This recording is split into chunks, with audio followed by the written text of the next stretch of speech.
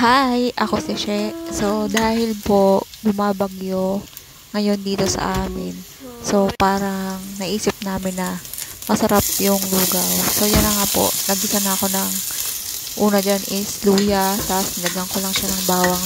Saka yan, sibuyas na yung hinahalo ko. Tapos, naglaga na din ako ng kanina ng manok. Yung legs ko na yan. Tapos, pinirito ko dyan. Tapos, sinet aside ko yung sabaw. Nilagyan ko siya ng paminta. Tapos, yan po. Mix-mix lang natin. Tapos, yan po yung patis dito sa Japan. So, lagyan ko lang siya ng konti. Tapos, nilagyan ko na din siya ng bigas. Binasa ko po muna pala yung bigas bago ko siya ginisa dyan sa chicken. Tapos, nilagyan ko ng tubig. So, yun. Pakuluin lang natin. Tapos yan na nga, umalsa na yung bigas. So yan po. So bali, ang ginawa ko po dyan is pinagdagan ko lang ulit siya ng tubig. Tapos yan na yung finished product ko.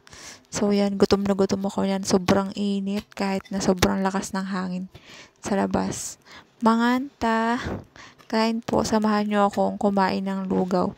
So, sana hindi kayo naapektuhan ng bagyo. Thank you.